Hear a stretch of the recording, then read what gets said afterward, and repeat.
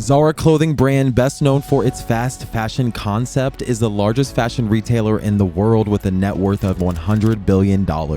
This company employs more than 100,000 people across its 6,000 stores and its 8,000 factories. What started out as a little fashion store in the town of Galicia in the northern part of Spain grew to become an industry giant in the world of fashion. While many of you know a lot about the company and successes, very little is known about the company's founder, Amancio Ortega. This is mostly due to his private life, as Amancio doesn't speak to journalists. In fact, the only people that have access to him are his close friends and family. His employees used to have access to him, but that ended when Amancio officially stepped down from the company.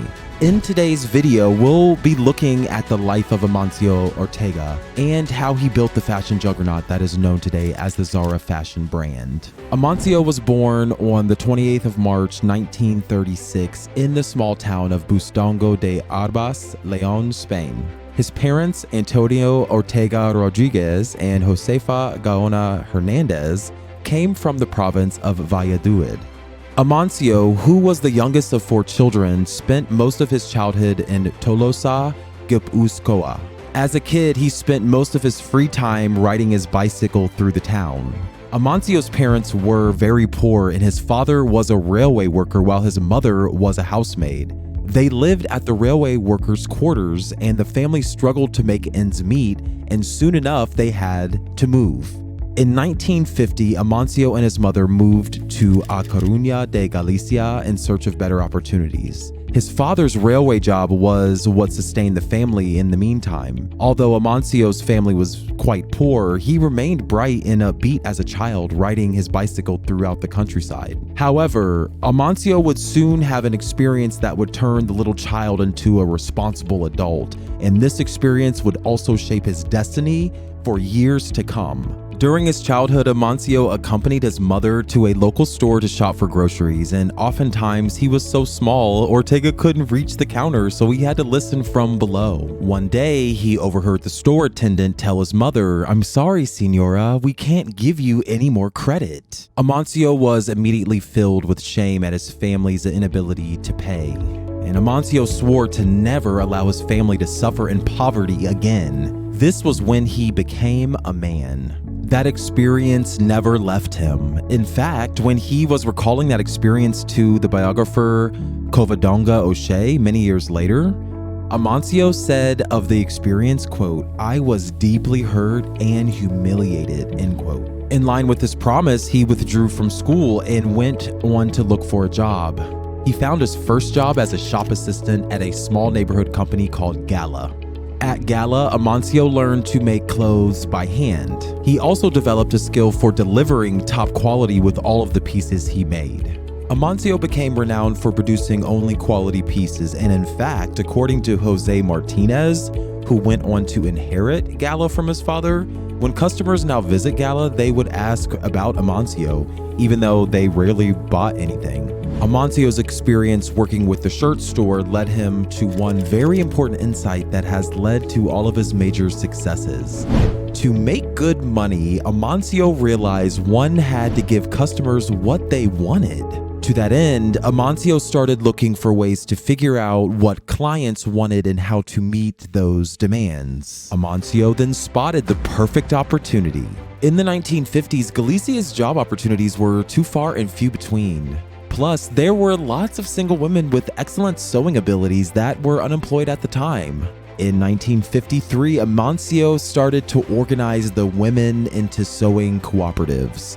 The product line at the time included lingerie, baby wear, nightgowns, etc. The sewing cooperatives grew rapidly, mostly because the sewing cooperatives gave the women much better job opportunities than what was available at the time. Amancio managed the sewing cooperatives for years, and in that time he learned how to manage a business. He especially focused on parts like managing an efficient supply chain and figuring out what customers wanted.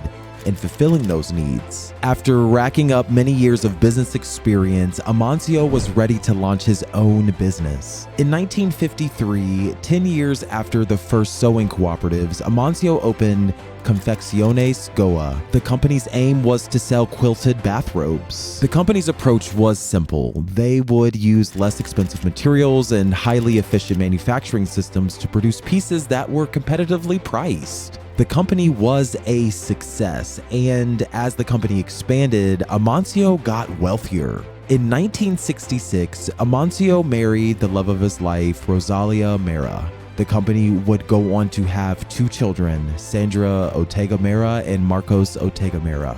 In 1975, Amancio Ortega, alongside his wife Rosalia Mera, opened the first store of their new fashion chain called Zara. It was in central A Coruña, Galicia, Spain. They originally named the fashion chain Zorba after the movie Zorba the Greek. However, there was a bar with the same name about 2 blocks away from that store, so Amancio and his wife settled on the name Zara. The business model employed by the first store was to sell low-priced lookalikes of popular high-end clothes. The company grew, and Amancio soon opened more stores like it throughout Spain. Amancio then had an idea that would soon put Zara on top of the clothing industry. Amancio came up with an idea he called instant fashions. Amancio viewed fashion trends as very short-lived. He believed that people should love to use and wear clothes for a short while, and then they should throw them away just like yogurt, bread, or fish, rather than store them in cupboards. To that end, he started working on a new business model that would focus on bringing the latest fashion trends to customers as quickly as possible. In the 1980s, he changed Zara's design, manufacturing, and distribution process to reduce lead times while reacting to new fashion trends in a lightning-quick way. At fashion shows, Zara had people called trend spotters who picked up design ideas and then handed them to in-house designers who copied the best concepts. Those concepts were then handed over to Zara's manufacturing operations, most of which were based in Spain. The result was that Zara was delivering new fashion pieces to stores a few weeks after they had been first featured in fashion shows. Zara applied the instant fashion concept to all of its clothing styles, and almost every week, Zara had new releases on the shelves. Pieces that didn't sell were removed from the stores. To make sure that the instant fashion concept worked well for them, Zara employed a combination of short lead times, lower quantities, and more styles. The short lead times made sure that the stores only stocked clothes that were high in demand at the time.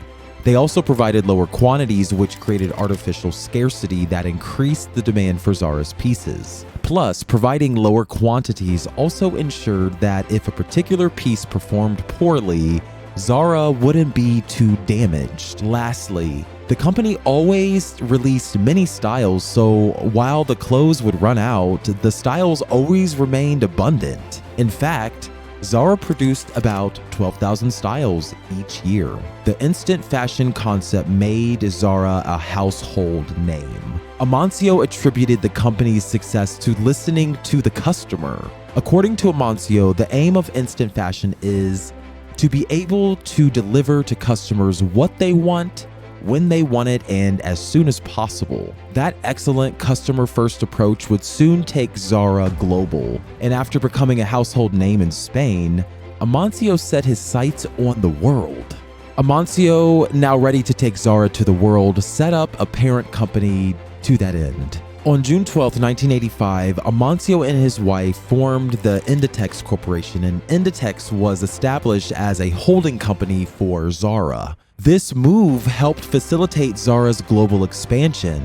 By 1988, Zara launched a store in Porto, Portugal. In 1989, it entered the United States. The next 10 years were exceptional for Zara. From 1990 to 2000, Zara opened stores in Mexico, Greece, Belgium, Sweden, and Brazil. Another 10 years later, Zara had stores in over 20 countries. Zara had continued to grow, expanding its number of stores globally. However, for Amancio, the journey was about to end. Now it was time to go online. In September 2010, Zara launched its first online boutique. The website was live in Spain, the UK, Portugal, Italy, Germany, and France. By November, Zara's online services grew to include Austria, Ireland, the Netherlands, Belgium, Luxembourg. Then came the big news. In 2011, Amancio announced that he was stepping down from his role as head of Inditex. He asked the then vice president Pablo Isla to replace him. Amancio retired from his managerial duties. However, he has been close to the company, often visiting every day and having lunch in the cafeteria. For Zara, the journey was far from over. By 2015, Zara was ranked one of the most valuable brands in the world. Its product offerings included Zara Home, Pull & Bear, Massimo Dutti, Berkshire, Oyosho, and Uterque. For Zara, the secret to success has been its ability to keep up with the rapidly ever-changing fashion trends and its ability to spot new trends and deliver to customers before most other stores. Plus, Zara listens to its customers very keenly. A popular story that illustrates this point is in 2015, a woman named Mimiko entered a Zara store in Tokyo and asked for a pink scarf, but the store didn't have any.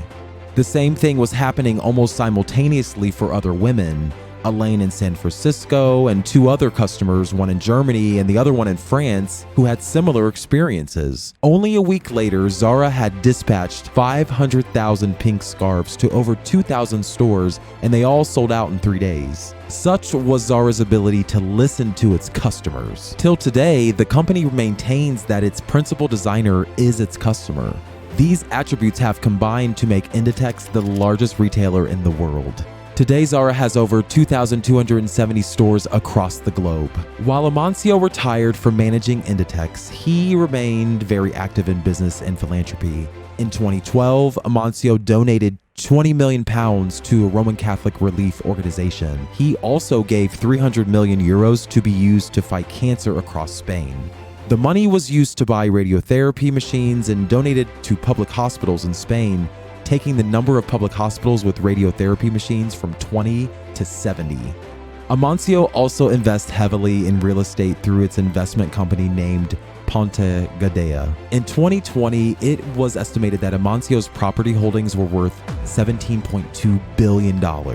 Although Amancio has an extremely private lifestyle, his actions show what kind of man he is. He came from humble beginnings himself and vowed never to let his family suffer in poverty again. And he made that a reality. Through his philosophy, Amancio built a global fashion giant from a tiny community. If you want more personal stories about the lives of the world's most successful entrepreneurs, subscribe to our channel so you'll always stay up to date with our latest releases.